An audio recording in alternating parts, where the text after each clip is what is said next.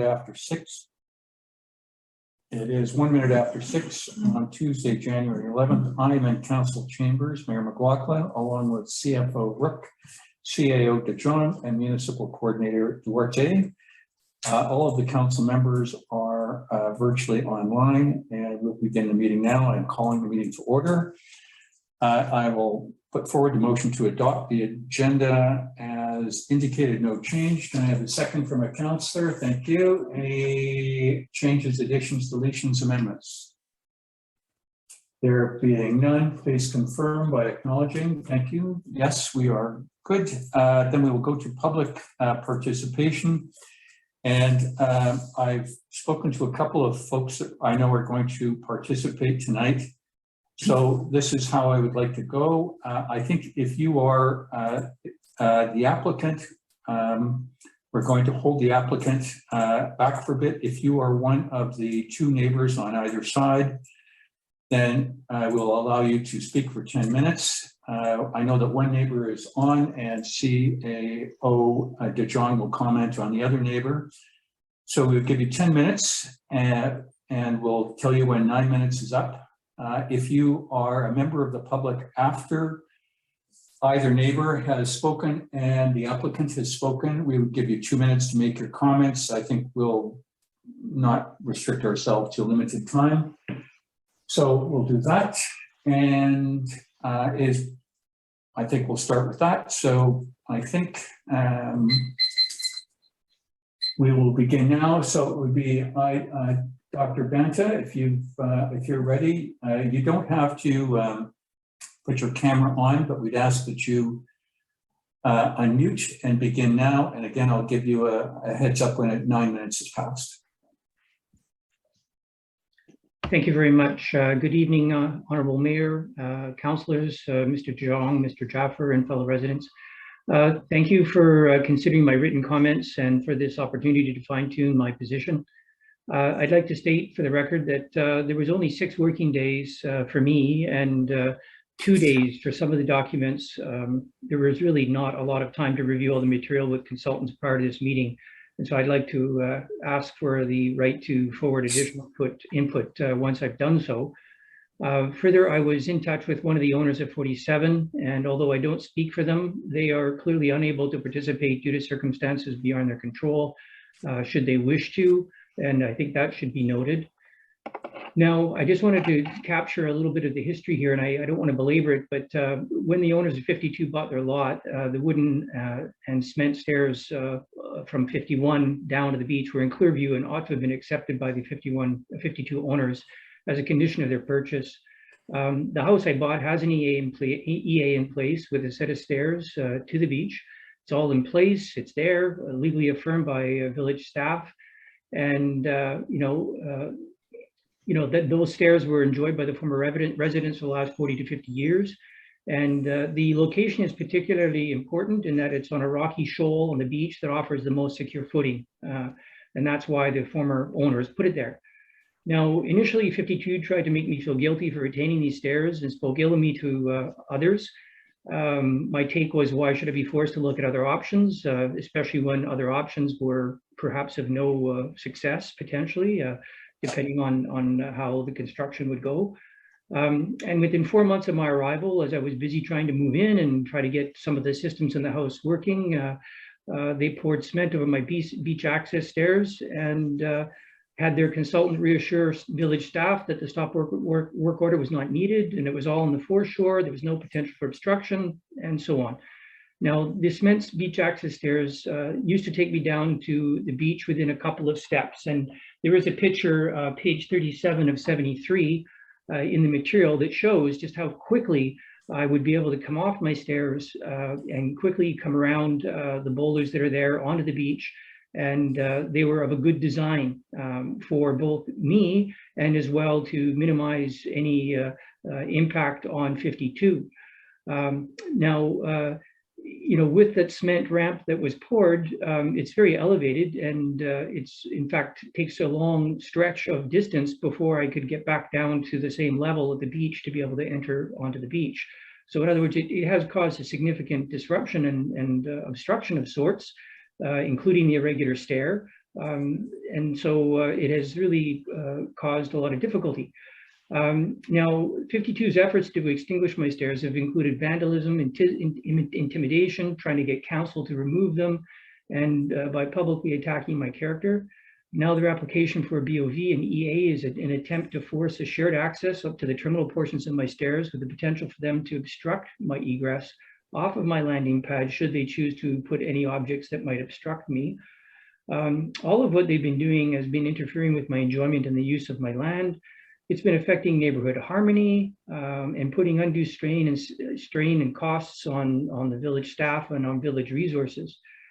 Now, with all of the goings on surrounding this, this has the potential to change how the village deals with beach access and has potentially costly implications for all the residents along the beach here who have similar lots adjacent to the esplanade and have a stair or two on the foreshore. Now, Mr. De Jong has done his best to analyze all of the data and try to digest this for staff. And one of his proposals is to reject the DVP and require the concrete pour that was poured removed. Okay, so if that was decided, I have a reservation in that, you know, who will do the removal? Will it be 52's contractors? And will they be behind the scenes instructed to essentially destroy what remains, destroy my landing pad and the remaining, my stairs that are underneath the nearly poured stairs, and not try to preserve it, leaving me without a landing pad or stairs? I mean, how far would that be? And then, so it would be the case if that option was chosen by staff, I would want to retain a portion, any portion of the poured concrete that is deemed necessary to maintain the integrity of the landing pad, the pre-existing stairs, and any of the structure that might allow me to have beach access via the village land. Now, number two, the second choice was to approve the DVP and EA applications subject to a number of different conditions. Now, I wanted to make a couple of points about these conditions. Mr. De Jong, you indicated to me that I too would have to provide a $25,000 credit in any application for stairs of mine that if I were to apply, or village was to apply on my behalf, if you will, to the Crown for the stairs that would be on Crown land, and that I would have to pay the same money as what 52 would be. In effect, through all the actions of 52, I'm essentially now being penalized with this fee, as will any other resident along Brunswick Beach with a stair or two on the Crown land. So, you know, all of this didn't need to happen is the bottom line. You know, everything could have gone forward. The Lunds could have put their stairs in, you know, if it was separate and not contentious. And I'm willing to bet things would have gone smoothly. Now, you know, with all of this, you know, where's the penalty for all of this unimproved construction? You know, I'm gonna have to pay 20 grand, the same as they. So, you know, the way I see it, apart from the cost of moving the ramp and a pad a bit north, where's the penalty? Does this not send the wrong message that it's fine to build and worry about the village of Lions Bay later? Now, should the Crown not approve a lease, I would like to ask village staff for the same support that is written in 2A for 52, where it states that they would be allowed to put a new concrete access to the beach entirely on village land. Should I apply for a lease and it would be denied, I would like that same support to create a new cement stair down to the beach on village land to ensure access for 51, as opposed to being totally locked out. I would also like the village staff to recognize that I still face difficulties in rebuilding the stairs that were vandalized, in that if 52 wishes to interfere with that, then it could be quite difficult for me to do those repairs. And so I would like to ask for the village staff to consider this should it come to the point where an amended design is presented by 52 to be reviewed. So those are the comments I'd like to make about number 2 option. Now, there is another 3 option, dispose of the applications in some other manner and instruct staff accordingly. And I'd like to suggest some potential options here. Now, certainly council could reject or defer decision or have the applicants voluntarily withdraw the DVP and EA. And I think, in fact, by delaying decision or deferring decision, that would allow 47 to chime in if they, in fact, wish to, once they are capable of. would allow me time to meet with consultants to see what I could salvage out of the concrete mess that's been poured. And similarly, 52 can develop their proposal. And the third thing, or the last thing that's very important is, in fact, that there would be time to define the boundaries between village and Crown land. And I'm not sure if this is really fully understood by everybody here, but in fact, that there is very poor delineation between these two boundaries. And in fact, if I can refer you to, let me just look at the image here. It is, pardon me, I had it in my notes here, but there is a map that is included. It is on page 41 of 73. If everybody can move to 41 of 73, if you do look at that document, which is a survey, you will see that there's a contour line that represents the esplanade, the western aspect of the west of the esplanade. You'll also see a high watermark, that's the dashed line, and you'll see my stairs and the part between the western boundary of the esplanade and that of the high watermark. If you will, if you want to look at my stairs like a hockey stick, it's the blade of the hockey stick. There's actually no determination as to what that land is. Is that Crown? Is that village? It's not clear. And in fact, on all of these surveys, these lines that have been drawn in, both on the applications that have been submitted and on this survey, they in fact come off of 319049, which is a survey that was done in, so it's VAP 3149, and it's not in the package, but basically it is a survey that was done in 1909. And there's very poor delineation as to what is village land and what is Crown. So my proposal or my suggestion is that in fact council look at number 3, dispose of the application in some other manner, and consult with the surveyor general to define the boundaries so that at least we know what we're talking about here. Dr. Bent, if I could get you to finish in 2 minutes. Yep. And so that would be, I'm pretty well done, sir. So I think that's vitally important, is that the boundaries be defined, because right now it is very poor. Because from the information I have, a lot of the lines that have been put into these surveys are actually for scenery purposes. They're not official. They're for scenery, is the terminology I've understood. And that the boundaries that are shown are only approximate and sometimes gross approximations, and that no other plan other than VAP 3149 have actually legally defined the location of the natural boundary. So that would be something I think is that has been missed here, and I'd like to put that forward for the council to consider. Thank you very much, Dr. Banta. Just before we continue, CAO DeJohn pointed out to me that on his notes, he had actually, not dissimilar to Dr. Banta's on number 3, but to be more specific, he has suggested that there is a 4th option, which is refer the issue back to staff if there's any further information requested, or I've expanded it, or quite frankly, to table for time for council to reflect on what's being said tonight. So there is a 4th option as well. Okay, so thank you very much, Dr. Banta. And I think the CAO, you have some information on the other neighbors.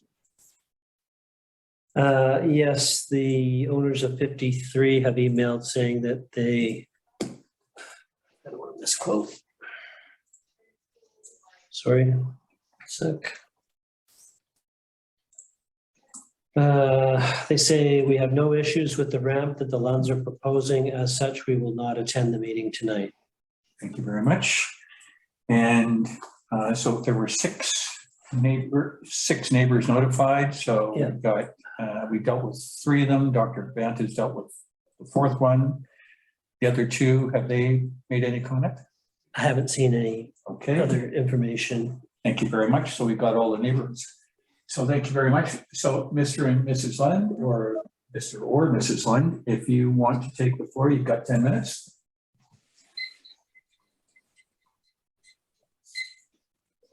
You're muted right now, if whichever one of you is speaking.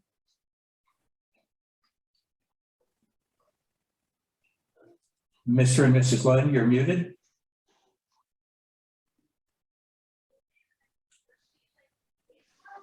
Mr. Mayor and Council. Sorry, we found it. You're there? Okay, sorry. Old people. Okay, no, it's all fine. We've never done this before on a Zoom, so please Well, bear with us and thank you for your understanding. There we go. So if you want to just pause for a minute and get yourself together, and then we'll wait until you're ready to go. Okay, Carl and I both prepared a short summary, and I'll start and then pass the mic over to Carl. Firstly, we are not privy to 51 Brunswick encroachment agreement for the staircase, and as a result, we were uninformed about what portions of the esplanade it includes or what the works of his staircase consist of.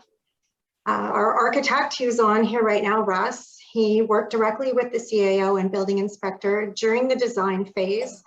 So there was ample opportunity for them to alert Russ to potential design conflicts with the neighbor's encroachment.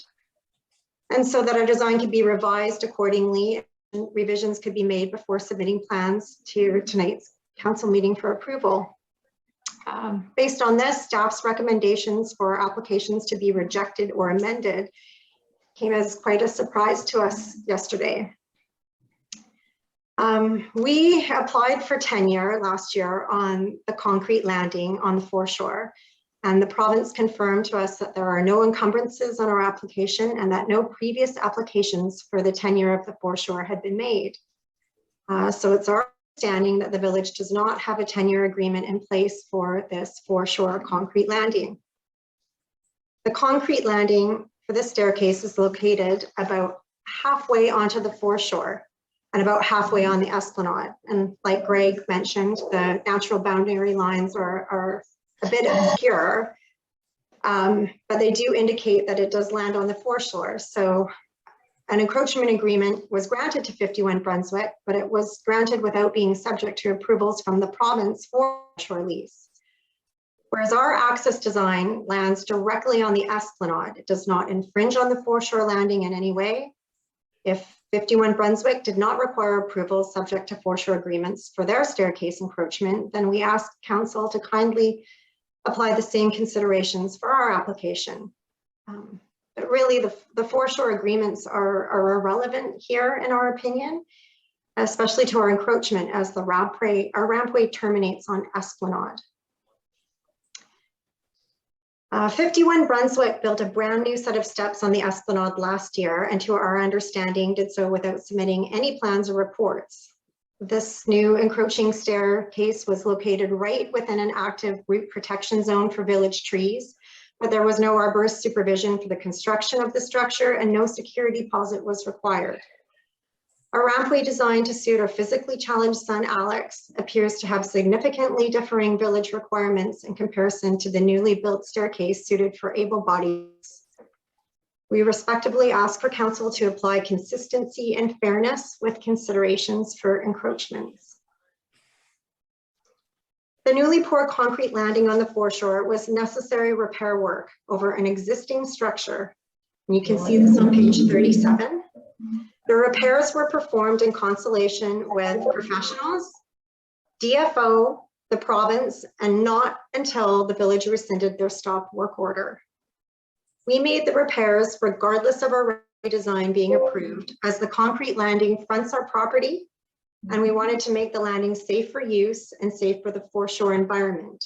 This repair work was done at our expense, and DFO thanked us for doing it. We purchased this lot from the village with the understanding that we would have shared access of the old wooden staircase. We expressed concerns over the unsafe state of it and its location amongst village trees with a root protection zone. We expressed our concerns with shared use as it was not maintained for safety by the neighbor.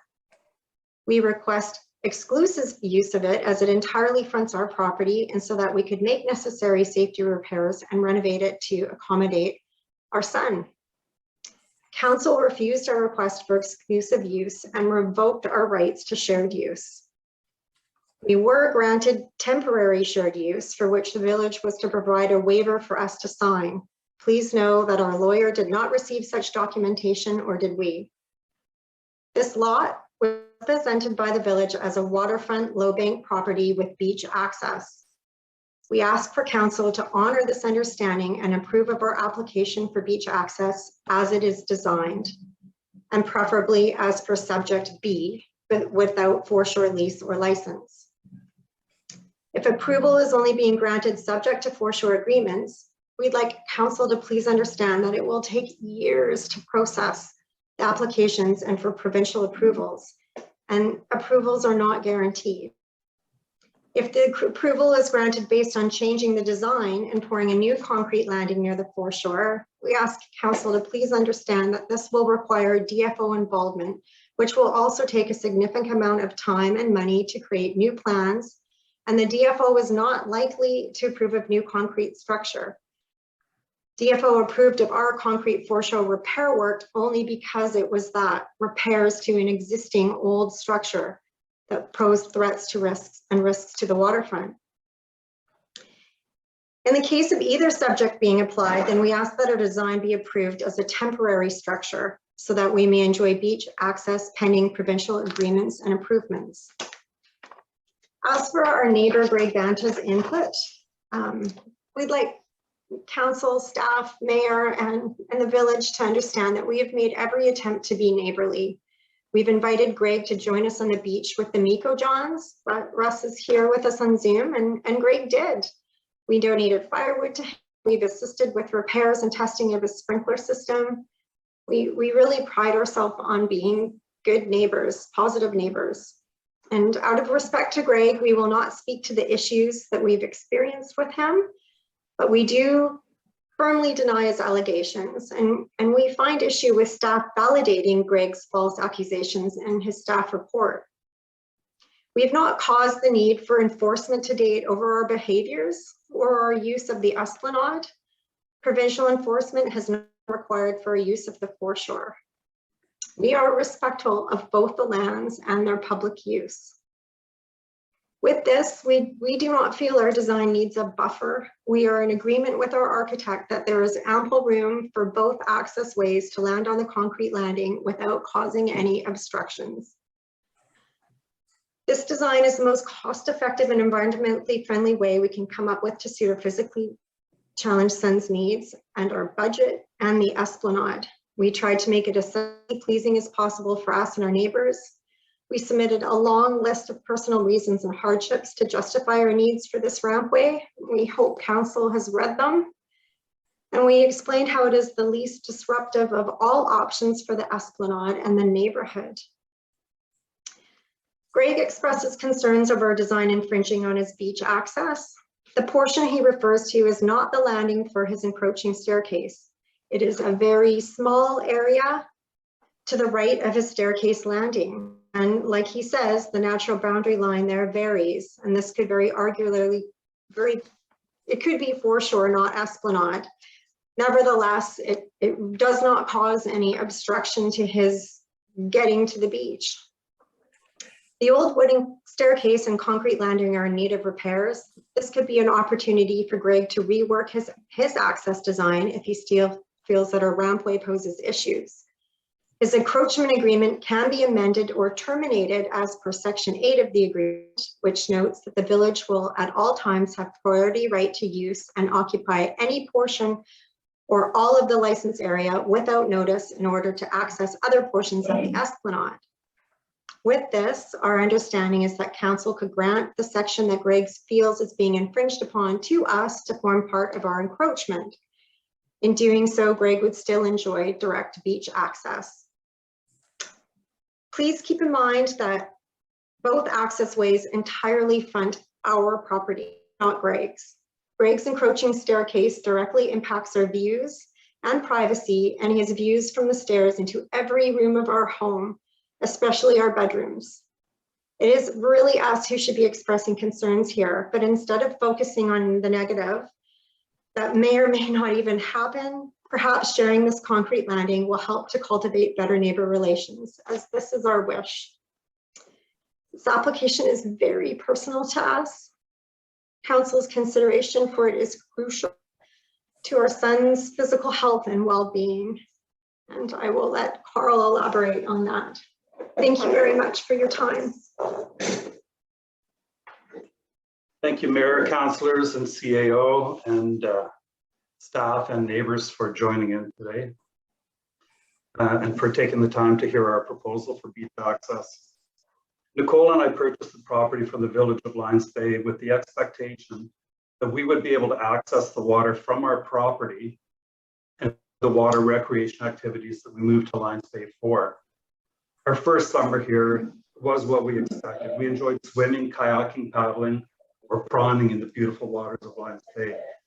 In the afternoon sun, the Brunswick residents can be found making their way down the beach access ways to congregate on the beach, enjoying a drink and a chat together. We would never imagine this would have been taken away from us arbitrarily. We are emotionally attached and have our entire financial fortune invested in this home, with the expectation that we could enjoy it and our location to the fullest. Our oldest son, Alex, was born with cerebral palsy and has had a very difficult childhood, with numerous operations and barriers to enjoy the freestyle life of an average teen. What we moved to Lions Bay for was to give Alex the opportunity to swim whenever he desired, one of his therapies, and enjoy the beachside recreation. Our intent was to make this beach access easier and safer by aiming for a more structurally sound rampway where we could easily transport kayaks and paddleboards, and when necessary, transport Alex in a wheelchair. Part of this improvement included the existing concrete landing on the foreshore that was crumbling to pieces. Shards of wire and rebar protruded from the existing hand-poured landing. Numerous chunks were constantly found washed up on the beach. Before doing anything, we consulted with Department of Fisheries, a well-respected marine biologist and natural resource specialist with Marine Forests, Ministry of Forest Lands and Natural Resources. With their guidance, we poured new concrete over the existing decrepit foreshore concrete to improve its integrity. With consultation of the government of BC, we made applications for foreshore lease. At that time, the government of BC did not see any spatial conflicts in the vicinity or any pending applications for this area. We're still under review. Our plan was never to isolate 51 Brunswick from having access. Our design application can easily allow 51 to access the beach without any obstruction from our new proposed rampway. The beach is there for one and all to enjoy, and that's what we would like to see. Thank you. Thank you very much, Mr. Lund. I think that concludes the applicant and the direct neighbors.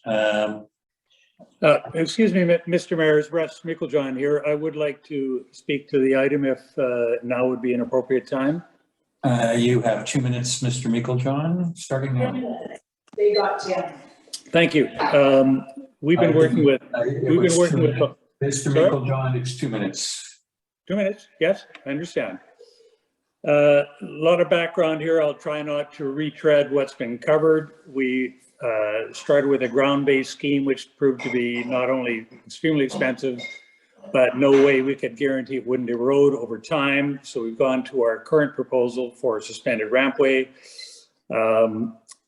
As has been pointed out, both this proposed rampway and 51 Dr. Vanta's stairs arrive at concrete landings side by side that meet the property line, which is actually a surveyed property line. It's not an imaginary 1909 scenery line. It is from a registered survey.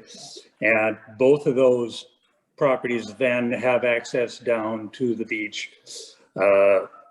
outside of the esplanade. And yes, the stop work order was rescinded when it was proven that that proposed work was almost entirely outside of the esplanade, and also that the proposal would not impede 51's access to the beach.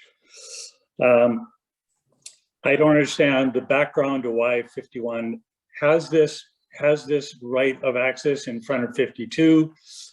When it was built, it was a road right away. It was bush. Nobody cared.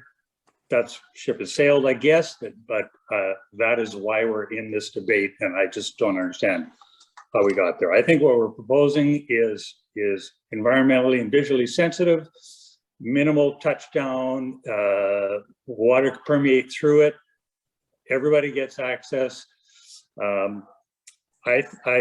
Mr. Mayor, there's reference to an option 4. I missed the first part of that. My sign-in wasn't working.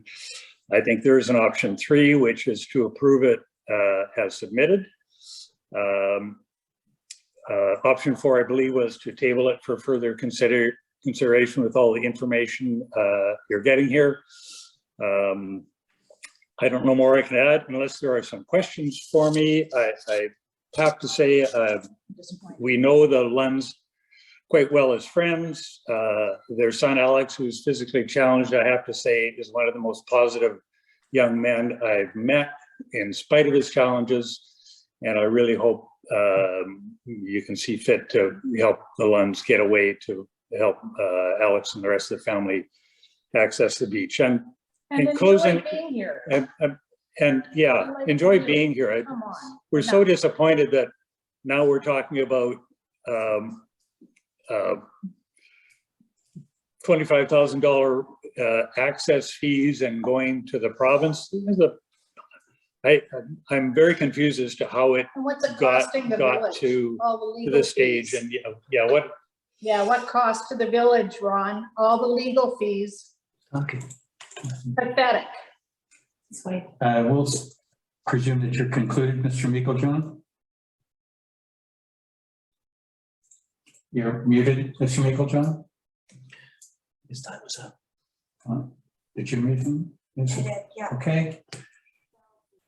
All right, thank you very much. Bringing us back. So is there another speaker that would like to come forward? I'd like to speak. It's Andrea Class, number 18 Brunswick. Okay, Andrea, you first, and then I see Susan has her hand up next. So 2 minutes and 2 minutes. Thank you for Council and CAO and everyone for being here tonight. I think it's really great that you had this meeting, and I'm really here on behalf of the Lunds, but mostly Alex Lund, who has cerebral palsy, and very not much use of his right side. He's been my client. I've been training him for almost 3 years now, and and I knew the Lunds when they actually were considering moving to Lions Bay, and I made one of the suggestions that part of his therapy was to kayak and swim and be in the water. And that was one of the main reasons when he was my client, they were coming from, Horseshoe Bay, that it was important that he was near the water so he could do these activities for his rehab. So I can honestly say that all that has happened is quite shocking to me as well. And I've been, of course, the longest here at Brunswick, and I can attest to those stairs. When Anne-Marie, when the gates were there, and I was using those stairs on a regular basis in front of their house. They were good friends of mine, and when those stairs were built, they were very knowledgeable of the gates, that was encroaching on everywhere on the other property, and knew that at some time they would probably have to take those stairs down. And it was very well known that was one of those things, and they were built a long time ago. And when the Lunds moved to the property, I've been down those stairs since then, and they are very poorly. I mean, they're falling apart, and I actually almost fell over on the side because the railing came loose, and my foot almost went through the steps, and they were in desperate need. And Alex really struggled to get down those stairs. He could not carry a kayak down those stairs. He could not carry any of his swim equipment down by himself, so he needed help. So part of the reason, I was involved in getting this ramp, is that he could do this by himself. He can go down a ramp by himself. And I can say the concrete landing was absolute terrible shape. It was falling apart, is into the ocean, and I stumbled down that landing very often. So, at the end of the day, this is really about, just accepting it. I propose that the council lets this ramp go through. It's really important for someone with disability to be able to be independent and get down to the water. And again, this is part of his rehab. So, there's been a lot that's been going on, but really, at the end of the day, I think the council really needs to consider, just simplify and think about, okay, is it, you know, is it safe? Is it, again, with all the work that's been done, it doesn't seem to me why the ramp wouldn't go. So I'm done, Thank you. and I hope you make a decision to have the ramp go down. Thank you so Thank much you for your very time. much, Andrea. Yeah. Susan, you have the floor if you'll unmute. Can you unmute? There we Thank go. you. Thank you very much for this 2 minutes. I really appreciate it. I appreciate Mr. Mayor and Council for allowing all these comments. And I think there's probably not much I can say in addition to what Andrea just said. I had the pleasure of meeting the Lunds. I moved here before they did. I've become very good friends with Andrea and her family and her 3 boys. And when they're my neighbors, and when the Lunds moved in, actually before they moved in, I met them down at the beach, and they came up in their boat, and they were taking the classes off, and they said, come on, come on. They didn't even know who I was. So I can attest to their neighborly nature. But more importantly, I've had the opportunity to get to know their 2 boys, who are incredibly sensitive, incredibly helpful.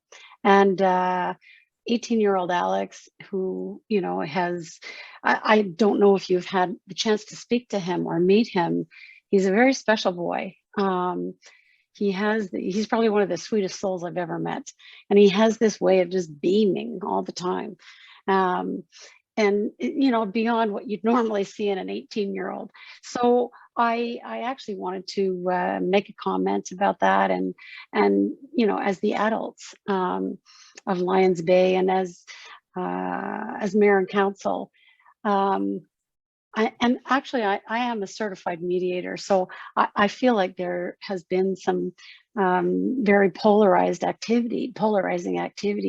I would like to think that as adults and mayor and council, we could find a way to set an example and get get that ramp happening in whatever way is possible. I feel like this is, you know, the future of Lions Bay and the children we raise here. I myself have a boy and a girl. And I would just like to say, I would like to think that we come together as adults, and I'm happy to participate in any way I can to set the stage to get Alex on the water. And I think we, to be honest, I feel that as a responsibility as a grown-up and an adult in a lovely place like this. So I hope I haven't sounded too Pollyanna, but I'm very sincere when I ask you to reconsider how the stairway and the ramp might happen for Alex. So I thank you for listening. Thank you very much, Susan. There's still some folks in the gallery. If anybody else would like to unmute, I'll go another speaker if you'd like. Otherwise, we'll go to council going to work. We'll ask everybody to mute. Anybody in the gallery that has not spoken, please come forward now, or we'll ask you to stay silent. For the speakers, if you could stay on, we may be asking you questions again. Anybody from the gallery? I'll take that as a no. Okay, thank you, gallery. So if you could mute, councillors, this is time where we go to work now.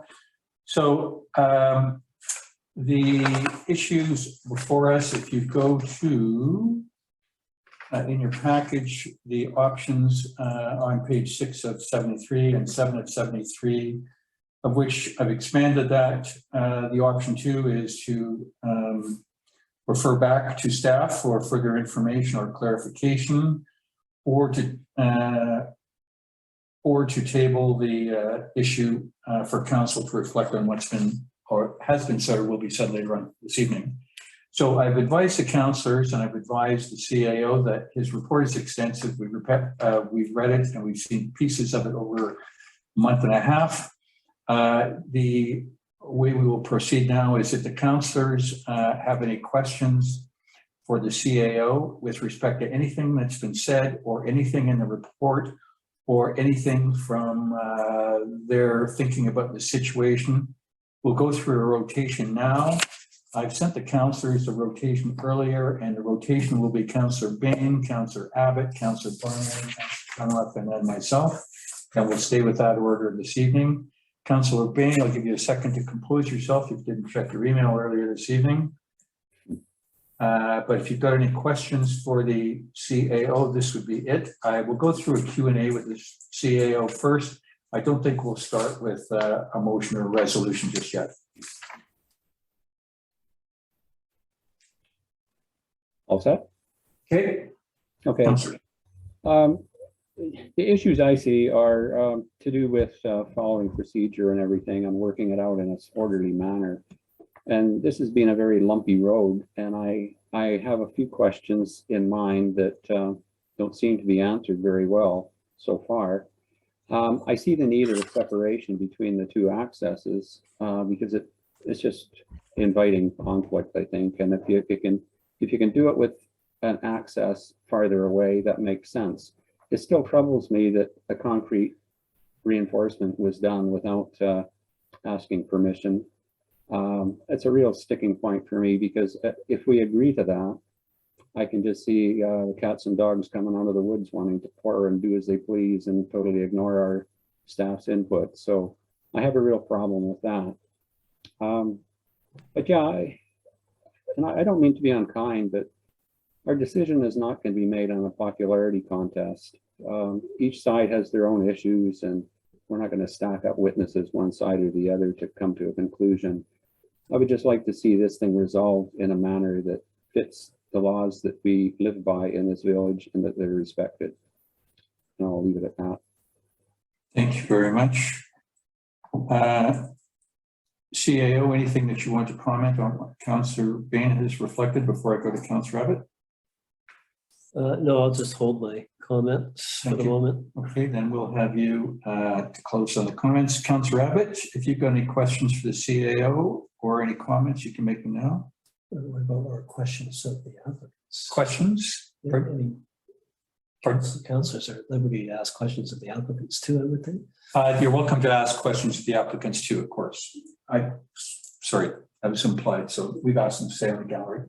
Councillor Abbott?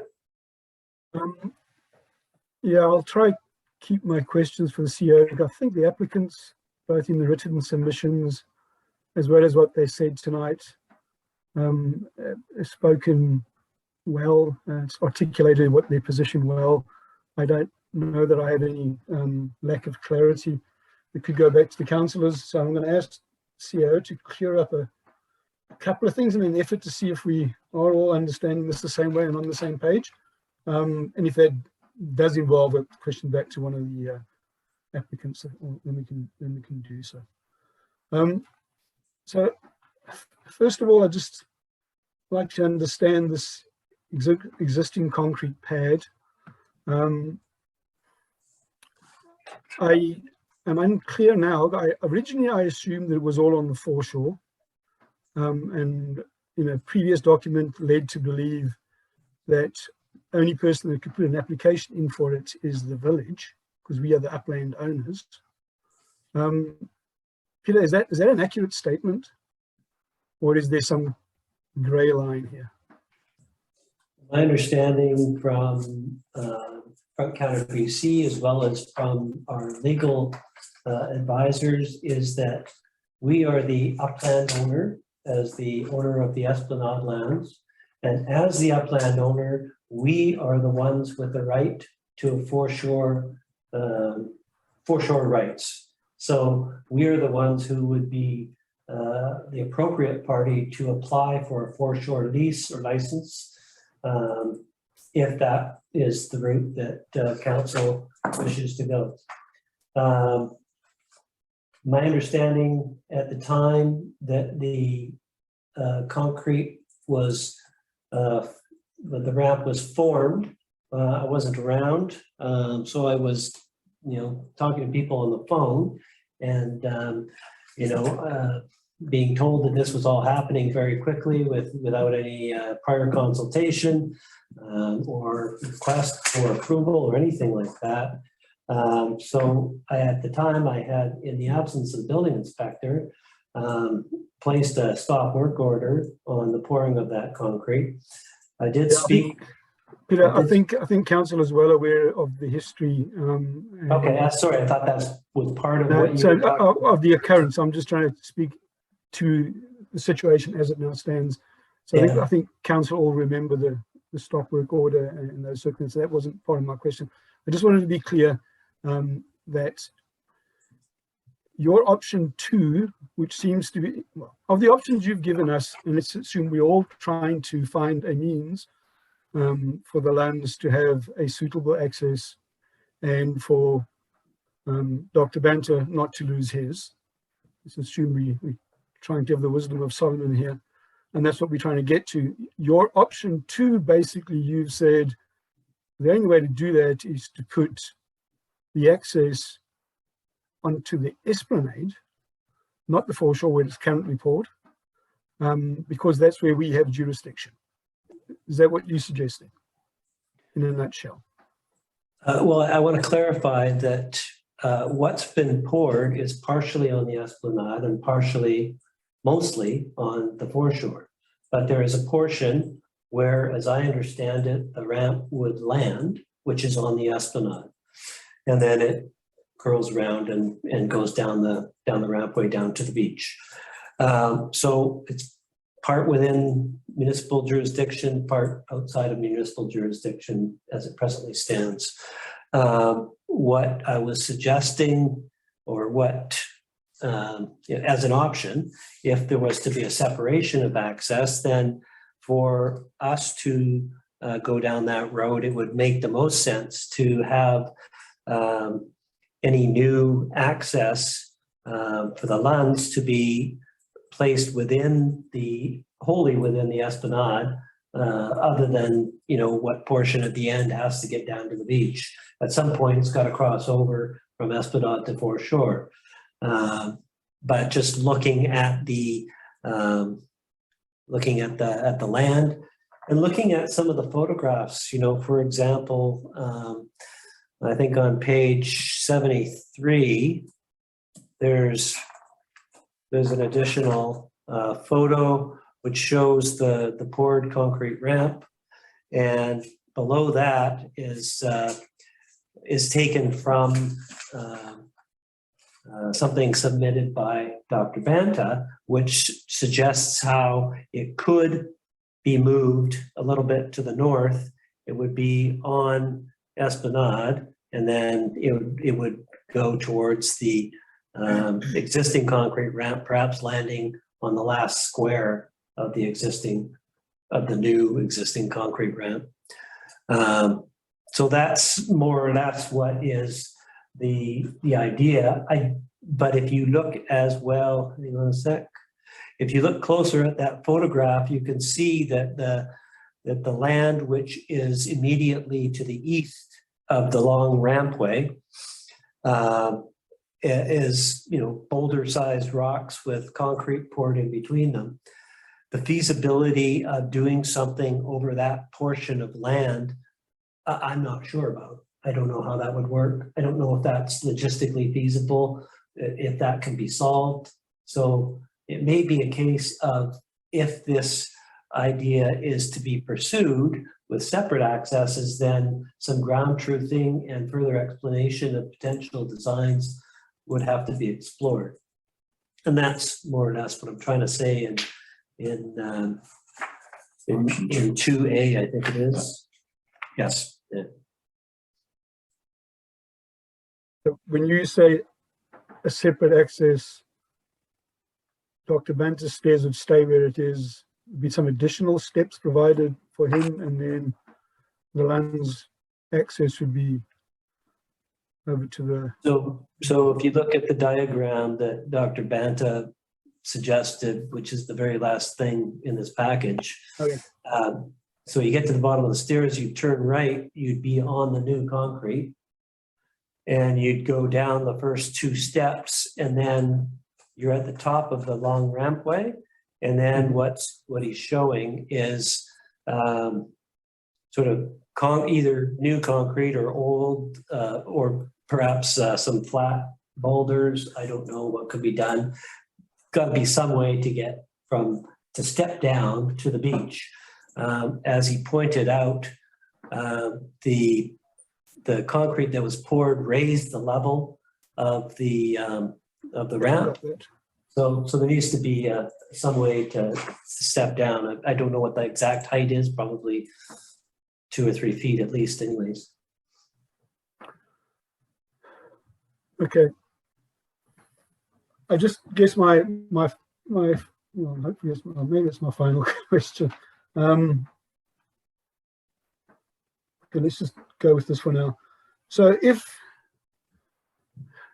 we did that, technically what we should be doing is we should be applying to Front Desk BC for both of these modifications, for both stairs, I guess, and that would be down to the municipality to do. And then we should be waiting for Front Desk BC to give us an approval. Otherwise, we kind of condoning work that was done without a permit, even though the lands have told us they did actually contact DFO.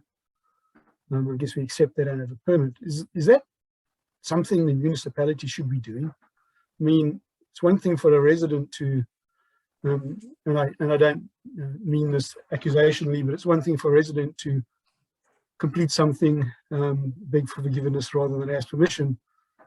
But is it something a municipality should be doing? And is that what we've been asked to do? Normally, you know, like on, say, for example, on Lions Bay Avenue, all those properties front directly on the foreshore. So anything to be done in the intertidal zone or within that foreshore area would be an application directly by the owner of the property, who is the upland owner and has the right to make that application. So normally that's what happens. In Brunswick Beach, we've got the introduction of the Esplanade lands. So it introduces a different element and a complication whereby the municipality is the proper party to be seeking a foreshore lease. And so the question is whether or not council wants to go ahead and do that. And yes, it should basically go from the pre-existing concrete landing all the way to the terminus of what you see in front of you on page 73, or any altered design that might be created or submitted or agreed upon. But yes, basically that stretch of land, as soon as it crosses over from Esplanade to foreshore, needs to be done. I might as well take this point to address the comments of Dr. Banta with respect to the original survey of Brunswick Beach in 1909. There have been many reconfigurations since that time, and the latest survey of 3149 was at least 1960. And I think it was actually more like 1985 when there were some changes that were made in terms of accesses that were needed. You know, the laneway, for example, for the homes at front from 26 through, I don't know, counting down, I guess, in that area. So there was reconfigurations, there was resurveys. So this has changed over time. I don't think this coincides with what it looked like in 1909. Going to the Surveyor General and requesting a new provincially established boundary would cost, I don't know how much, but that would be an application. They would have to agree to it. They would have to devote resources to it. We would have to pay for it. And there could be accretion of land. There could be, sorry, I don't know the opposite of accretion, but the opposite of accretion. So yes, the boundary could move, but this survey, which was done in 2019, indicates what the mean high water mark is, which is generally accepted as the sort of the boundary between foreshore and not foreshore, but where we have a defined boundary for Esplanade, you know, we have a situation where I think that anything to the west of the boundary of the Esplanade as surveyed would be considered foreshore. You know, I stand to be corrected on that. I'm not 100% sure, and that's a question that I could certainly go back to our lawyers on in terms of if there's a difference between the mean high water mark and a defined boundary like what we have for the Esplanade. You know, what is the net result? That could be very important to know, and my apologies for not having the answer for you right now. One other question, I won't keep too long. Potentially we have a lot of these along Brunswick. Then virtually every property could well have some sort of concrete landing pad at the bottom of their staircase, or works that we should be, or technically are obligated to apply for permit for. Is that correct? Well, there's pre-existing improvements and structures that were probably done before Brunswick Beach became part of Lions Bay. And to the extent any of them followed provincial processes for approvals, I couldn't tell you. But yes, it's probably, I mean, you can see on the survey, which actually you only have to scroll up one page to page 72. It's got a blow up of the survey that was included in the earlier materials. But if you look at the property to the, what's it shown on here? Yes, so lot 33 is 53 Brunswick. So that's the neighbors to the north of the Lunds. And that shows their staircase going down onto the esplanade to a concrete landing pad, which according to this survey is within the intertidal zone and sometimes underwater and sometimes not.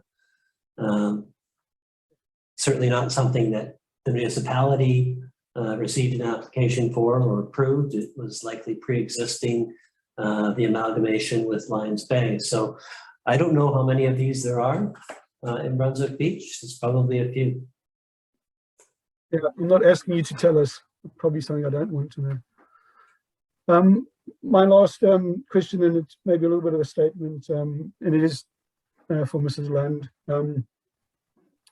You know, council has complete compassion for your situation. I can say that in the discussions we had, and some of them were closed. And in your written submission and in today, you referred twice to council rejecting a shared access application with your neighbour. I am pretty sure, or certainly in my mind, there was never a situation where we were presented with something that allowed for the two neighbours to have some sort of agreement there that allowed for shared access that they were both in agreement with. And I can almost guarantee council would have worked towards that. So we didn't reject something that I don't believe that was ever on the table. And maybe it wasn't just because of the way things, and maybe it's partly my memory, but just the way things came about and the different applications. I don't think that's a fair statement. So other than that, I guess we'll hear from the others and hopefully we can find a way to get you some access. Thank you very much, Councillor Abbott.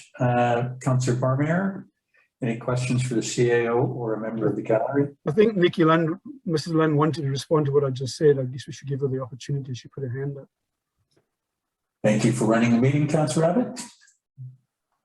Mrs. Lund. Hi. Thank you for giving me the opportunity to respond.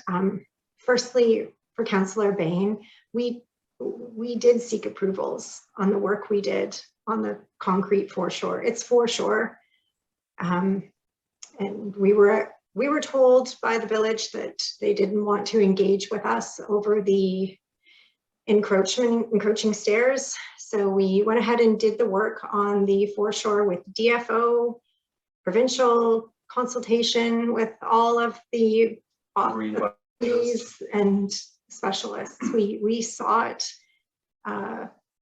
approval for the work that we did, and the work that we did was repair work. We did not alter a structure, we repaired it. And for you, Councillor Abbott,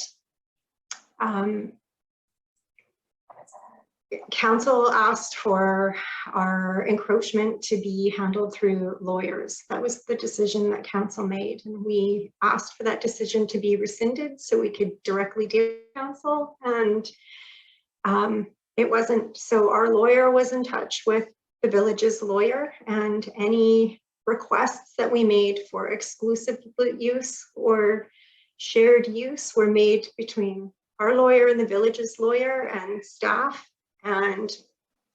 informed our lawyer that we would never get access to this shared staircase. It's historic and the Gates family had rights to it. So we took staff's advice and our lawyer's advice to apply for our own access way, because we just can't afford to fight council and fight the village on trying to get beach access. We bought the property with beach access and it was revoked. We feel right in making that statement. Thank you very much, Mrs. Lind. CAO, I think you want to respond. Yeah, well, that's just not correct. The lawyers plainly stated that there were issues with the stairs. You didn't want the stairs. You said in emails yourselves that you didn't want the stairs. They didn't work for you. They didn't work for your son's We needs. expressed concerns. You wanted them gone. And so that was quite plain. And so the stairs weren't going to work for you. So I find it very distressing that on the one hand, you ask for exclusive access of the stairs, and on the other hand, you say the stairs don't work for you, you want them gone. So, you know, you got to pick and choose, and you're not reflecting the accuracy of what took place in terms of the discussions with your lawyer, who very quickly had no instructions. So we couldn't negotiate anything. There was no opportunity to go anywhere. The next thing we knew, we had your emails saying that you didn't want the stairs, you couldn't use them. So I don't want to go any further on that. It's not really helpful. Because they were unsafe. Coming to a solution that I think council wants to. Thank you very much, CEO. Thank you very much, Mrs. Lind. We'll close, and Mrs. Lind, if you could mute, that'd be fine. Thank you very much. We made our points on this one. Councillor Barmayer, you're next up. Any questions for the CAO or a member of the gallery? Yeah, I do. Sorry, thanks, Ron. I appreciate having a proper application in front of council. This is, in fact, the first legitimate application we have in front of us. So I appreciate all the work that's gone into this and the time that's gone into answering the questions tied to the history of the application. So it's nice to see a proper application in the public sphere. So thank you for that. I wanted to focus just on jurisdictional lines and wanted to just kind of try and resolve what we can within our jurisdiction, which is, as far as I'm concerned, the property on the Esplanade. How we ended up with a concrete pour on the foreshore, you know, I don't think that's entirely within our jurisdiction to discuss tonight. I'd like to just focus on what we can do within the encroachment. And when I look at what's presented on A1.01 of Millennia Architecture Court presentation, I think it's an entirely reasonable layout. You have two private access, yet you share a landing. That's entirely fine as far as I'm concerned, if we're just being strictly objective about what we're looking at here. Where I think it gets a little bit problematic is coming to a decision on what we do with what's on the foreshore. And I'd like to argue that that's not really a concern of the village just yet. I don't know how we absolve ourselves from both cost and liability associated with the work done on the foreshore. I'd like that to be discussed further and clarified by the CAO. So if maybe Peter, you could just address how we deal with the jurisdictional issues, and if we can just focus on the proposal that's within the encroachment. Yeah, in terms of jurisdictional issues, the only way I see of dealing with that is to make the application for the foreshore lease and to hold that right as appurtenant to the encroachment agreements in favor of each applicant or in favor of each party. That's the only way in which we can ensure that we have a design that works for both, provides access to both, and we can enforce with respect to both. I have difficulty seeing a different way of doing it. I don't think we can simply absolve ourselves from saying, well, it's on the foreshore, we don't do anything, and yet we're granting, potentially accesses to each property to come to a point where they are then going to participate in a trespass on the foreshore without having a proper foreshore lease in place. So I just don't see the municipality getting into being put into that kind of a position legally. And that was a position that was raised by our lawyers as being something we need to be careful about, and cautioned us about approving something without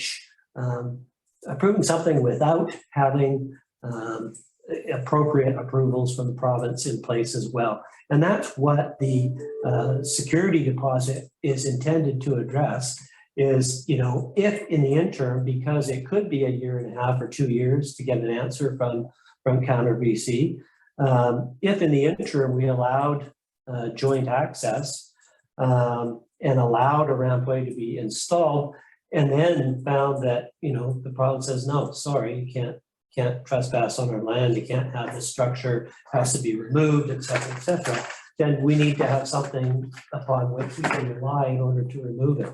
Because we can't just simply rely on the property owner, which may or may not be the Lunds at that point in time, or may or may not be Mr. Dr. Bant at that point in time, to remove it. So that's why.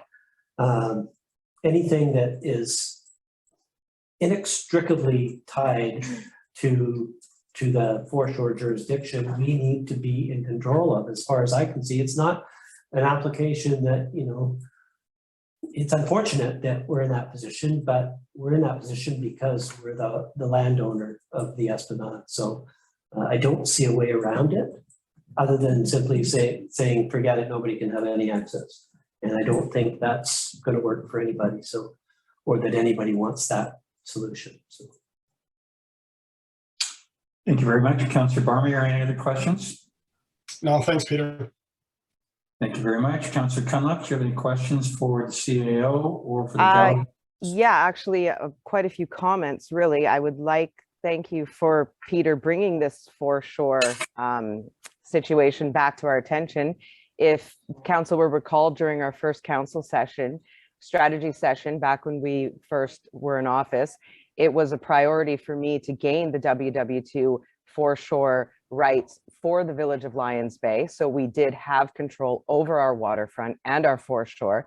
That was tipped off by the mooring of a derelict craft that was entirely too close to the foreshore, and for the overall prevention of potentially having a floating trailer park outside of our village, whereas West Vancouver, Vancouver itself does have jurisdiction over their foreshore.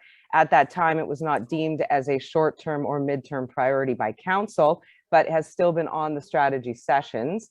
And this opens up the reason why we definitely need to pursue this. I don't think it is fair to put that as an onerous task on residents themselves. We need to own that foreshore right and lease for the village as its own. So I personally would like to take foreshore off of this discussion entirely. I think this is an entirely reasonable presentation. I think the design is great. And in the future, when we do get the foreshore rights, if for some reason DFO or the province deems that a ramp needs to be removed and be revisited, well, that is something that at the time could be looked at. But waiting for a year and a half, 2, 3, 4 years, who knows, and not allow access to both residents to the beach is not reasonable to me. I think that Mr. Meiklejohn said it best, that the option laid out, which could be number 5, is to accept the design as submitted. So outside of that, I really don't have anything else to say, other than echoing, I believe it was probably Mrs. Meiklejohn in the background. This situation has taken up an extraordinary amount of time of council, of staff, and it is disproportionate to the rest of the village. It needs to come to some sort of end, and I will leave it at that. Thank you very much. CAO, any comments? Yeah, I'll just clarify that with respect to the villages, you referred to the need for the village to gain control over its foreshore environment, but and you know, with respect to such things as boats moored in bays and so forth. That's something that's entirely different, and that's something that's addressed in our zoning bylaw. That's, you know, we have two zones, water 1 and water 2, and but those are dealing with floats and other structures that are on the water, and there's sort of different intentions with respect to what's in the zoning bylaw.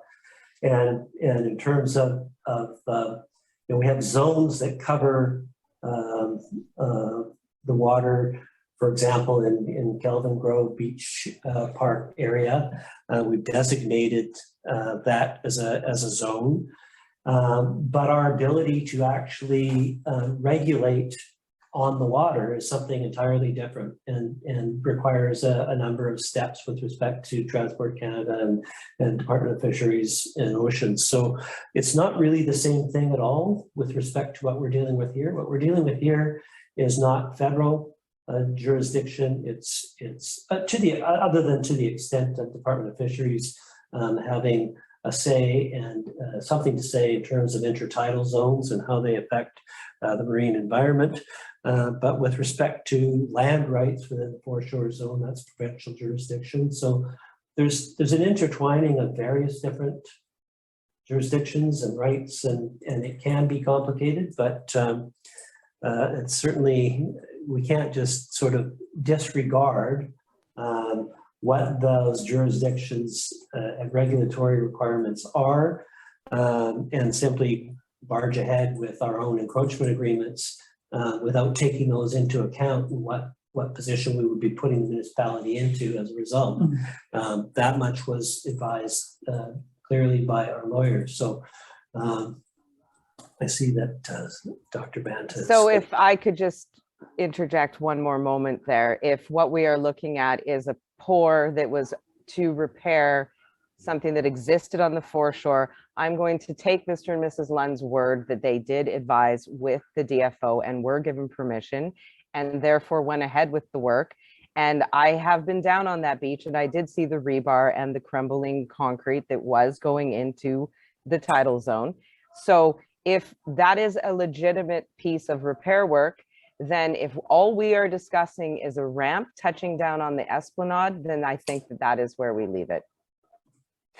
I think if you compare the photographs of page 37 and 73, you'll see that there's a vast difference to what was there before and what's there now. And if you call what's there now a repair to what was there before, I think you're really stretching the meaning of the word repair. In all due respect. I would also say that that is not within the jurisdiction of the Village of Lions Bay if it is on the foreshore. It's not within the jurisdiction of the DFO to approve or not approve it either. All they do is say whether or not they have an issue from a marine environmental perspective with what's being proposed. They don't grant an approval of what was being proposed. They granted no approvals to the Lunds because they don't do that. The Lunds ought to have approached the Front Counter BC and ought to have been told upon examining, ought to have been told upon examining maps that they're not the upland owner and don't have a right to apply for a foreshore lease. So it gets very complicated. And I know Mrs. Lund is indicating that they did approach and did apply ultimately upon determining what the lay of the land is. That's not going to go anywhere because you don't have the right to apply for the foreshore lease, as I understand it from the legal side of things. Thank you very much, CAO. Dr. Banta, if you could unmute, if you've got a point, if you could be right to it, we'll listen for that. Thank you, Honorable Mayor. I just wanted to say when I phoned Front Desk BC in the summer, they said they had absolutely no record of any crown lease on 52 on the front foreshore. Second thing is the concrete ramp and stairs that go onto the beach. They're an extension of the structure, the stairs. You can just look at it and see that it's all one structure, the works. And we can split hairs as to where the line is, but the fact is they're an extension of my stairs and conduct me down onto the beach. If the Lunds had an issue with them and the state of repair, then all they had to do is notify the village, and the village would notify me, and I would have dealt with it. Instead, all of a sudden, out of the blue, in the middle of the summer, when everybody's away, Mr. DeJong included, they start pouring concrete without a building permit. A massive amount of construction. I mean, I had assumed that they had approval because they were going about it. I mean, I couldn't believe when I heard that they didn't have a building permit. And, this isn't right. This isn't right when there's a structure that is part of my beach access, for someone to come and pour a boatload of concrete over top of it without any warning, without any permit, with any consultation with the village, without any regard for safety, engineering, bylaws. They just poured. And as I say, I find that that's a dangerous precedence for the village to allow to go on. Mrs. Lund had said that she was friendly, yeah, for the first month, until they got wind of the fact that I wasn't going to move the stairs for them. And as far as safety goes, I am addressing any concern that I have had brought forward to me about the safety of the stairs. I'm addressing. The big problem is that the Lunds have been obstructing. I had one contractor here trying to give me a quote to repair the stairs, and the Lunds accosted the person to the point where they had to leave. They said, "Look, I don't want this bid. These people, I can't do this." Dr. Bent, I'm going to hold you here and say thank you. We may come back to you, but I think you got your point across. Councillor Abbott, you're next. Thanks. I just want to I'm trying to take us back to, I guess, Councillor Barmeyer and others in jurisdiction. So it's two things, to my mind, there's only two things we get to decide here. Are we going to approve the encroachment over the esplanade? And if I look on page 18 and I look at that drawing, the ramp lands on the aluminum ramp, just to be clear, lands on the concrete pad at a point where it is on the esplanade. That pad then sort of turns through 90, goes down a couple of stairs and becomes a ramp. If this drawing is accurate and we were forced, or someone was forced to remove the concrete work down there, to my mind, you would still have the aluminum ramp and you would still have a somewhat limited pad. You might need a step ladder to go further, but you wouldn't have to remove the ramp, correct? Are we all clear on that? Or am I misreading something? Maybe Peter, without getting into too much more back and forth, can just give us some clarity on that. So that's pages 18 and 19, one the topo and the other one being the visual. Yeah. And while you're thinking about that, thank you, Councillor. It was actually my second question up, which referred to these pages. I guess the thing is that you've got an aluminum ramp structure that lands within our jurisdiction, but you have it landing on a concrete pad, which is part of it's within our jurisdiction, according to the map, and part of it isn't. So I'm not suggesting what I'm saying is practical. I'm just saying, I mean, that's visually the jurisdiction line, right? yeah, and I hesitate to venture a guess, but I will anyway. I think that I would be surprised if Front County BC denied an application by the village for a foreshore lease covering the subject portion of land. But I obviously have no idea. So just a hunch. Whether or not you'd have to remove the ramp, if Front County BC or the province said you have to remove the concrete structure that's been poured on the foreshore, yeah, you could probably cut it so that you still have a piece that's on the esplanade and a ramp that lands on it. I don't know whether or not the integrity of that would suffice, but it would have to be looked at.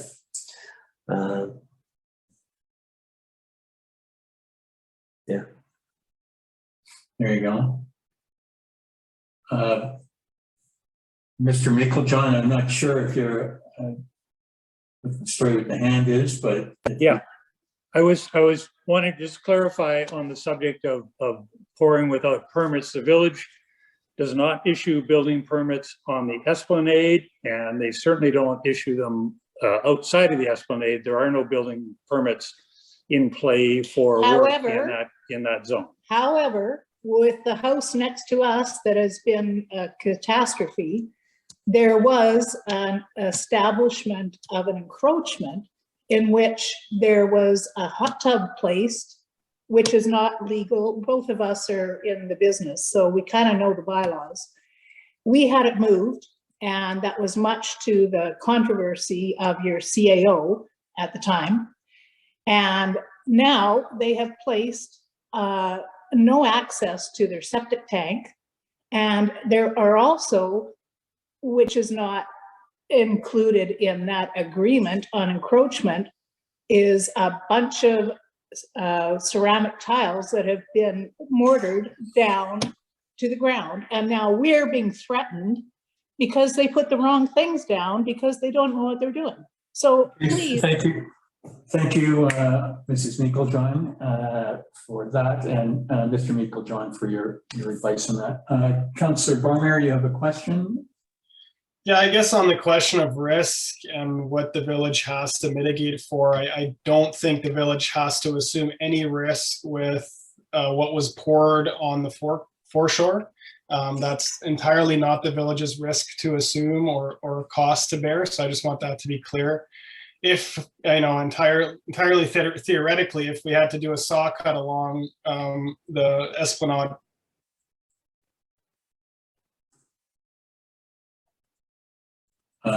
Councillor Barmer is frozen. We'll give him a chance to reload. Property. Actually, Councillor Barmer. That was benefiting from the encroachment. Yeah. Councillor Barmer, sorry, you went stalled for a minute. If you could repeat. Oh, sorry. I just wanted to address the question of risk associated with whatever's been poured on the foreshore. It would just be good to understand,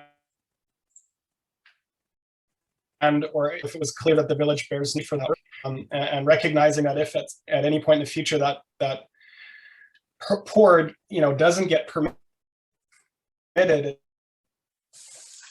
it's not for us here today. That's not our jurisdiction of our property, which is the Esplanade. So I would like to just focus on that question.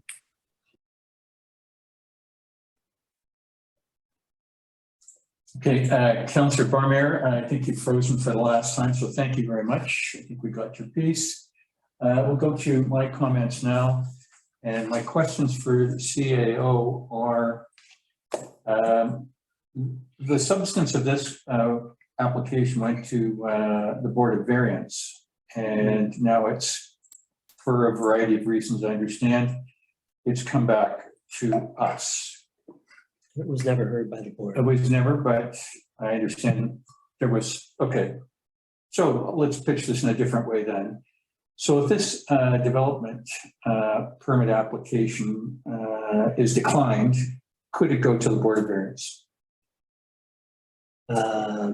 It could, and I can't see that. I mean, if you decline the development variance permit, which is simply to basically provide approval for the top of the ramp and the structures of the top of the ramp and the footing upon which it would be bearing.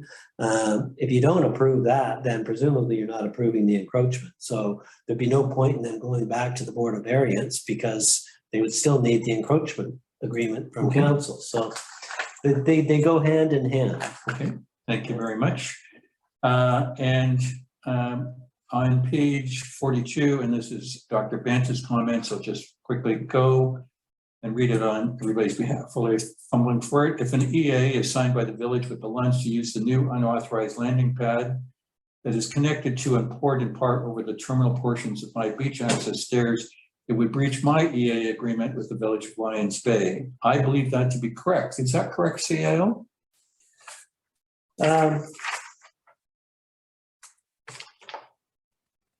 So whether or not there's a breach of the agreement is something that want to take a closer look at and have legal advice on before acknowledging any kind of a breach. Okay. But theoretically, there is a portion of Esplanade which is within the encroachment agreement area that was granted, which has been covered over now with as part of the new concrete rampway. And so if council elects to allow that to remain in place, then theoretically, council is potentially acknowledging something that is a trespass to an agreement that it already has in place. So the extent of the breach and or the alleged breach and the impact of it are separate issues that would have to be determined. Whether or not there's a means to address it, what are the consequences of it, are things that would have to be worked out, and further information would have to be obtained with respect to coming up with an opinion on that. Is this something that's a work in progress, or are you? I'm at council's command in terms of what you I mean, to do in terms of. I guess where I'm going with this, it seems odd to me to approve one neighbor at the detriment to the other when we're potentially legally putting ourselves at risk. So I don't want to be doing that. So thank you. I think most of my questions have been answered. I'll make some comments here. Is that I'm not convinced there's harmony between the neighbors, and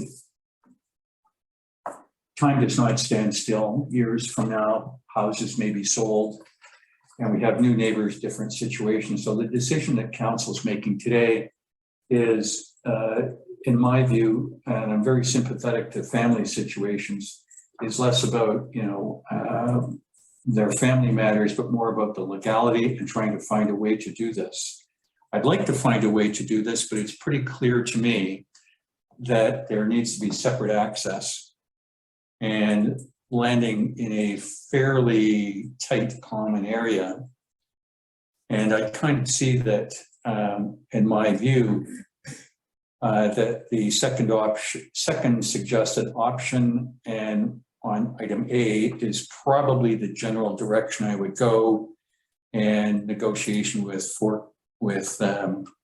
front counter to make this finalized and in perpetuity. So that would be my comment on this. I'll go back through the rotation of councillors. If there's any other questions before I suggest a course of action. Councillor Bain, any questions, any comments? Comments. I strongly support the issue of getting the legalities out of the way, because it'll be hanging around long after all of us on council are gone, and I'd hate to leave something like this undealt with. So I think dealing with front counter is the way to go. It's unfortunate it's going to take a while longer to solve the problem, but I think people in the future, if they knew about this, would probably thank us for not keeping a lot of skeletons in the closet. Anyhow, I'll leave it at that. Thank you very much. Councillor Abbott.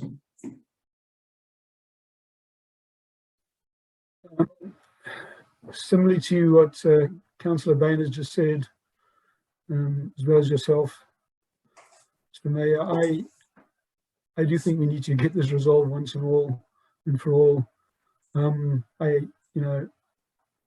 was pointing out, you could slice off the foreshore part of the pad and there'll still be something there. And I did say, not that I'm suggesting it's practical, it of course isn't practical. And having the two neighbours sort of one stairs and one ramp terminate in the same location, it doesn't seem to be a means to end this. And I think it'll just come back to us in another form as it has done before. So I don't know, Peter, do we have any ability to expedite things through Front Desk BC, or to at least get an opinion? You seem to imply already they're likely to reject it. Can we propose something to Front Desk BC that we can at least get some sort of conditional advice that it's likely to be accepted? And I guess what we're looking at is what you've suggested in option 2, I guess, where we create sufficient separation between the two pads and that both people maintain their access. I think that's where my mind's going, if that's what option 2 really says. I guess it does say that in effect. Maybe it needs a bit of a tweak or a wordsmith, I don't know. Thank you very much, Councillor Abbott. I think your view is along the lines of where I was going. I'm not trying to preempt anybody else, but I'm looking at what I believe are pages 18 and 19 from the Millennia presentation, and recognizing that Front Counter BC has a say in this. I think along the lines of you and Councillor Bain, I'd like to see that fleshed out a little bit, or even a friendly conversation that it wouldn't be a problem, or some inkling that this would proceed. It would give me comfort. And the second piece is the comment that I made earlier with respect to the last sentence on the legal standing that Dr. Bent has made on the bottom of page 42. So I'm basically just doubling up on the two councillors so far as we're kind of fleshing our way through this. Councillor Barmayer, anything to add or go in a different direction? No, that's fine. I'm sitting back and I'm thinking, we have a role to play here, because this is public property we're talking about, right? This is a community asset that we're giving exclusive use to a couple of residents to. And so I struggle with this a little bit, because I think in the spirit of sharing, the proposal in front of us should work. You look at the solution here, you have a shared landing. Of course, you're also sharing public property, and that's why we're all in this room together talking about it. It's a community asset. And we have the right to revoke it. We have the right to pull these easements out completely and just be done with this conversation, right? So in the spirit of sharing and in the spirit of community, I look at this proposal as a workable one. Of course you share a landing, you're also sharing public property. These seem like two entirely reasonable accesses. What is unfortunate is that we kind of muddled this whole thing up by pouring a landing, I'm sorry, but that was a mistake. You probably should have left that alone, because that's creating a real challenge for us here legally to sort out how we make this work, and even practically. So I'm struggling with the landing pour a little bit. But if I could just make 3 comments, I would say that I think separate access and the way the layout is shown here is strictly, practically speaking, looks to work just fine. There's no reason not to share a landing from a strictly practical perspective. I'm struggling with any more cost to the village for this exercise. We've spent enough time, in fact, over a year on this, and lots of staff time and legal fees. So I'm really struggling with any additional community funds going towards this exercise, just as a point of principle with an entirely legal arrangement. So those are my comments. I would like to have a resolution tonight. I would like to be able to be in a position to approve what's in front of us, and in the spirit of making it work and harmony, getting this all resolved legally. Could you give us your third point? You froze for just a second, and I will be coming back to you for a resolution in a few minutes. The third point? Yeah, so I don't know where I was cut off. You left no more village time and cost, and then the third one you froze for just a second. Yeah, so I said in the spirit of community harmony, we would want to be able to get to a nice agreement, really legal. So that's really where I'd like to get this to. And I think what we have in paper, if we could make this work legally, is an entirely reasonable solution. Thank you very much. Councillor Cunliffe? I actually will have to echo everything that Councillor Barmeyer just said. This does look entirely reasonable to me. To reiterate, it is public land that we are accessing. There is no need to exclude any person from the access.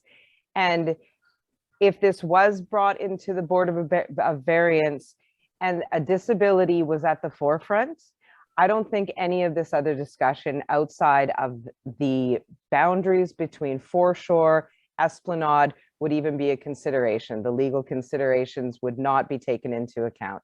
So the damage is done. If a saw cut is what is needed to find a solution to the landing, then that's great. But I do not see any reason to cut off access to a family, especially one who has a special circumstance that needs to access the land and the water in front of their home. So I will end there. I would like to see a resolution to this tonight as well. Thank you very much. If I could pause council for a second. So CAO, I'm looking on pages 6 and 7 of the suggested options. I mean, there's a process here and council will decide whether we want to go with the resolution or not in a second. But there were two things. One was the issue of front counter. The second was the issue of my comment that I mentioned with respect to Dr. Vance's claim on the bottom of page 42. And so if there was going to be a motion come forward from Councillor Cunliffe or Councillor Barmeyer, which went along the lines of separate access, green light through front counter, and the common landing, is there a piece that you kind of like the most or would steer us to? I'm thinking along the lines of 2A, slight modification. Or is this something you'd like to think about? Well, I think for the reasons that I danced around the question earlier, I can't really give you an answer at this particular moment in time. I think that apart from that issue, which is one which probably can't be solved right this minute. Mm-hmm. What you've got before you is a series of resolutions intended to address the situation in such a way as to arrive at a coexistence and a solution that works for both. However, I mean, it anticipates that there's a different access than what's been poured. So it depends on whether council wishes to press forward with forcing these neighbors to share a certain portion of land upon which improvements providing access to the beach have been built. And if that's the intent, then it probably needs to be sort of something that requires a condition that that can be legally addressed in a manner which addresses and meets the village's legal obligations to the satisfaction of our legal counsel. Would section F be the gravel for that? Yeah. Okay, so I think so. Issues of dealing with the claim from 51 Brunswick that I've mentioned, the front counter piece, we could put that into deals with 51. For F, I would say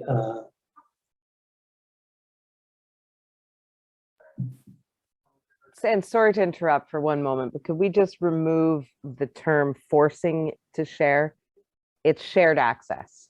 We aren't forcing anybody to do anything. It is shared access, as Councillor Barmeyer said, to public land for clarification. Thank you. In what I suspect will be the resolution, Councillor Cunliffe, that language isn't used. Just a second. You. CAO is crafting something to go with section F. So for council, if you're looking at your package, you would be looking on pages 6 and 7. But bear in mind that 2A and 2B are premised on having a new design for a new landing spot for the ramp and a new concrete pour to provide access for the lands to access the beach from that new landing point. So Okay. that's how this is framed. I'm not hearing that all of council is on the same page. Well, if we have to get there, shall we say. So where we are was that, just to quickly recap, Councillors Abbott and Bain were on a little bit more legal work to be done. And I think Councillors Cunliffe and Barmeyer were looking for a resolution, which they should be thinking about that while I'm talking. And I think that I'm going to be quiet for the moment. So with that, I think Councillor Barmeyer, you were first. So if, without asking you to read everything, if you have a proposed resolution, you could come forward with that now. If you can get a second, we'll see where that goes. We'll go to discussion. If there's a way we can hash this out, fine, we'll go.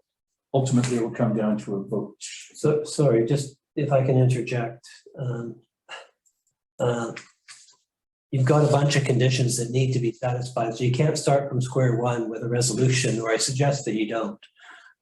What I suggest is if you start with what's here, Yep. and then amend it accordingly to what you think ought to be how this works. That's where I was going to let Councillor Barmeyer go through this with your guidance. And I'll just jump ahead to F, which I've reworded to say all of which is subject to further and other requirements as may be recommended by the municipality's legal counsel, as opposed to just simply another item on the list. Okay. So for Councillor Barmeyer, that will take care of all the legal piece that we think we know about and what we don't know about. Costs are addressed in the draft resolutions that you have in front of you. The municipality is not intended to have to bear the costs of moving forward with these kinds of solutions.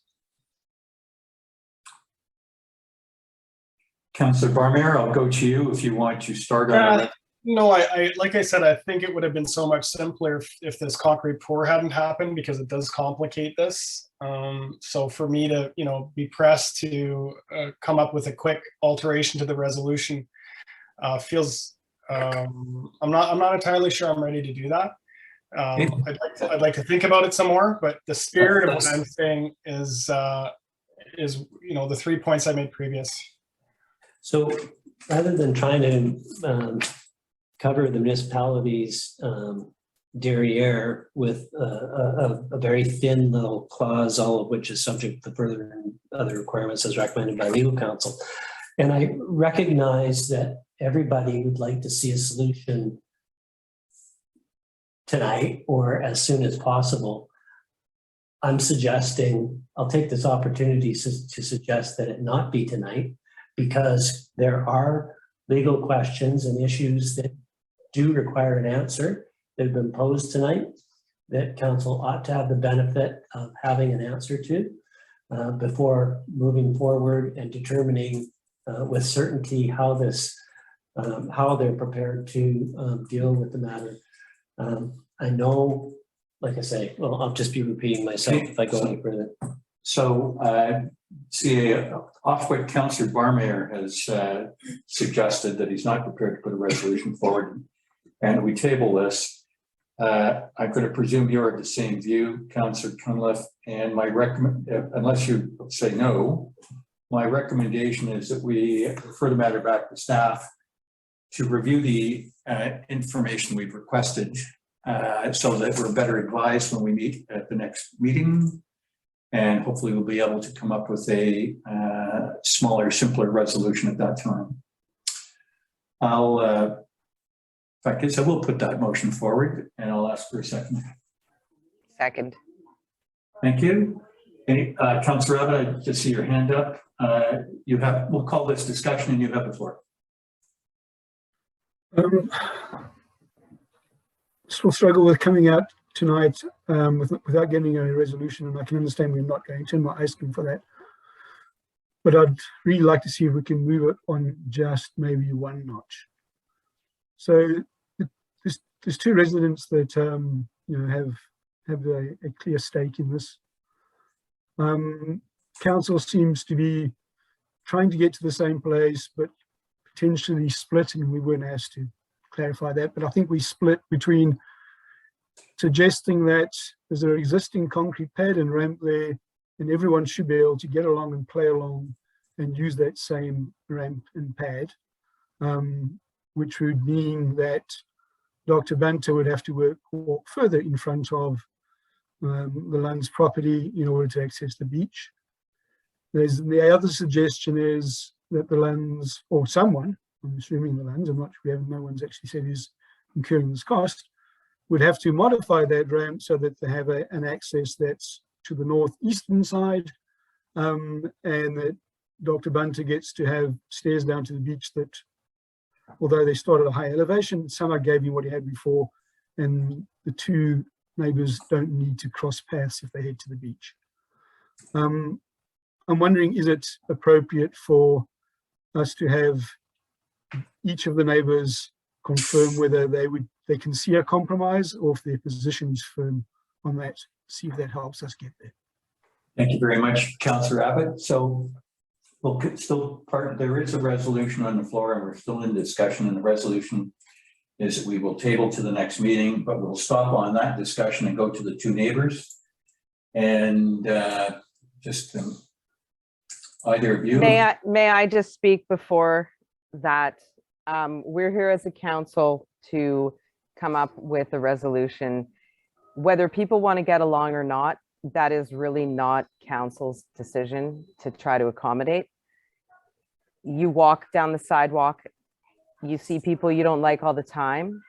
We do not need to try to accommodate private access to the same property just so people can choose to not associate with each other. That is completely out of our jurisdiction. So I want to see the simplest, most streamlined, easy. There is something that has been proposed that seems reasonable. Yes, I'm not sitting in the shoes of Mr. Banta. I'm not sitting in the shoes of the Lunds, but yet I'm a human being and I know what it takes to function through day to day. So we do not need to overcomplicate these things. Thank you very much, Councillor Cunliffe. And Mr. Land, if you could make your comments, and I'll ask Dr. Banta to make his, and then council will go back to discussion. Thank you. Just in follow-up to the front counter, the attachment point we have for our ramp is involvement with front counters irrelevant. We made our application to front counter at the suggestion of our marine biologist. Nothing to do with our application. If we were to move this ramp, as Greg Bant has proposed, farther east, we're coming halfway down the hill, which is, there's no point in even proceeding with anything like that. It's ridiculous. We're getting halfway down a hill with a wheelchair. That's it's not an option. And pouring another pad onto EFO is not an option either. This is the best proposal, and I appreciate Norm and Jamie's put on this. I think it's the winner. Russ has done a great job of putting it together for us. There's no reason we can not use this landing for both parties to get to the beach. It's not an issue. For me, council granted exclusive use of the staircase to 51 Brunswick. And the landing of that wooden staircase is halfway on the foreshore. So was this foreshore lease discussed at the time that council granted this encroachment agreement? Why did it not apply to 51 Brunswick at that time? Why is it just applying to our application? All right. Thank you very much, Mrs. Lund. Dr. Banta, if you could make your comment, and then we'll go back to council. Phrase the question. I was listening to Mrs. Lund, and I want to get back on track. Could you again ask me the question as to what you want my input on? Per Councillor Abbott's statement, it's either Plan A that we use the existing pad that's poured, I believe, or as are the differences irreconcilable, and that you would prefer that the pad moves farther towards number 53. Right. Okay. So let's go back. This is absolutely ludicrous. These people have totally disregarded village policies, have gone and constructed all of these has poured all of this concrete without approval. And then now I'm trying to use a motion and that it's all there, it's all done. They're trying to force this all through your administration with no regard for the procedures and respect for the processes of the village. This sets a very dangerous precedence. I might as well go build another house on the Esplanade, because no one's going to care. I can just go later on and get approval.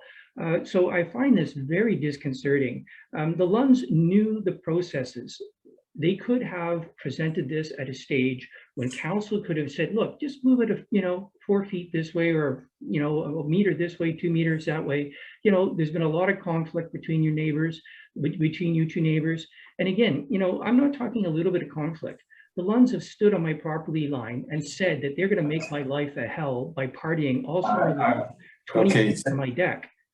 So, Dr. Banta, I think I've got the sense of your point. So thank you. And they vandalized my thing. It's not a matter, like Ms. Cunliffe, it's not just a matter of someone walking down the street and just, not getting along and looking the other way. They vandalized my property.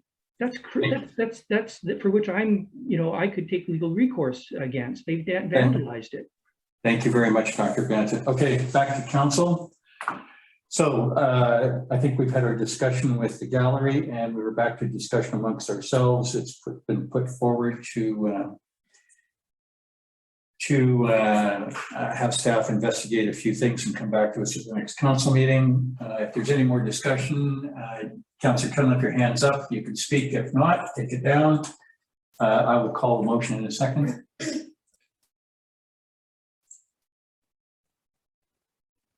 I'll take that as no comment from Councillor Cunliffe. I will call a motion. All those in favor, please confirm by saying yes, by a show of hands or verbally. Those opposed, no.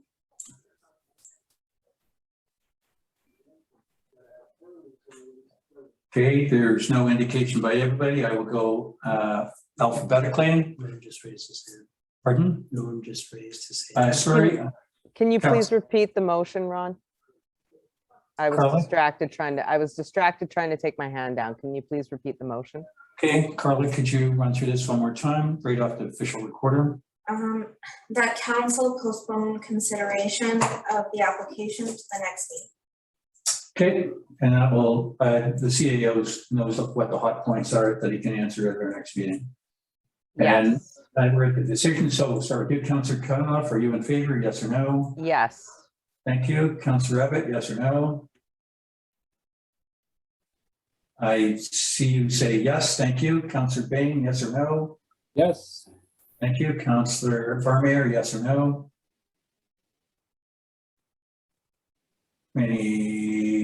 Councillor Farmier, yes or no? Yes. Thank you. Carried. All right. Thank you very much to the gallery for being here. As a technicality, there is an opportunity for public questions and comments. I think we've had a lot to say tonight. If a gallery member wishes to speak, please do so. Just just unmute and come forward.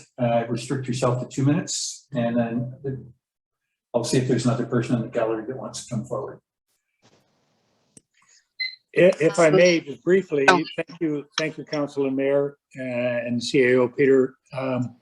I do want to point out again that the easement agreement that the village is able to grant and is in place is over the village esplanade. It doesn't apply to the foreshore. Our proposal gives both properties access to the property line that is the division between the esplanade and the foreshore, and I think it works. I think it meets the intent and the legal requirements. So that's all I have on that. Thank you. Thank you very much, Mr. Meikle-John. Perhaps another one of the gallery members, if you want to come forward. If not, we'll say good evening. Yeah, I'm sorry, I don't have a ability to raise my hand. Can you guys all hear me? Is Andrea Klaas? Yeah, you have the floor, Andrea, Okay. 2 minutes. Yeah, I just want to add to that, I think there's a lot of slang of words going around, and I really think that has to be, basically taken out of consideration. I agree, with Cunliffe and Barbera that basically this is just a real simple situation. And, they're, slang of words and throwing character things is really unnecessary at this point. And I agree, it is a public area. It's a public, and actually, really, neighbors should be able to share. And I think Dr. Banta just has to cool it and just realize that this is just a way to, share the access. I share the access with I walk across my neighbors to the beach all the time, and I walk across 2 properties to get to access to the beach. I've been granted that. I've been granted that since, for 15 years now, over 3 owners. I walk across their lawn all the way across. Yes, sometimes they're in the robes and they don't want me to see it. And yes, I have had neighbors who are very angry. But you know what? Even though they're mad that I walk across, they still say, you know what? No problem. I'm your neighbor. I'm going to let you cross across to get to the water. And quite frankly, I think that's really what this is about. This looks like a simple plan to me. And, at the end of the day, they're not going to be partying at the end of, at the end of their, it's not about getting together and having a big party together. If they don't get along, they don't get along. They go their separate ways to each end of the beach. Like Ms. Cunliffe said, it's, it's, you just share, and you may be sitting by someone you don't really like, but at the end of the day, I don't think that personally is something that, we really need to worry about. I think this is just getting a ramp down to the water to have access for the family. Simple as that. Anyway, that's my 2 cents. Thank you very much, Andrea. Any other gallery member forward? Otherwise, we'll say good night. And we will say good night. So to the applicant and to the neighbor and to the rest of the gallery, thank you for being here this evening. We will say goodbye. We're going to go into the closed portion of the meeting in just a second. And the proposed topics for discussion in the absence of the public will be land and enforcement matters, labor relations, and other employee relations. And the meeting will be closed to the public on the basis of matters to be considered under the following sections of the community charter, and where required, council does consider that the matters could reasonably expected to harm the interests of the municipality if they were held in public. Those sections would be section 91A, C, D, E, F, G, I, and N. Council does not anticipate reconvening the open meeting for any purpose other than to report out, if applicable, and adjourn the meeting generally. Councillors, can I have a confirming vote of confidence that that is the intent and that we are in agreement with that? Yes. All right. Councillor Abbott, Councillor Barmer, you're good, thank you. To the gallery, goodbye, and Carla will. Thank you. Good evening, everybody. It's 9:05. Council has come from the closed session and back into the open. And per the reasons for going out, we have nothing to report out from the closed portion. I'll ask for a motion. Thank you to close the public portion of the meeting. Can I have a second? Thank you. All in favor? Thank you. Yes. And yes. Good night, everybody, and we will see you next Tuesday.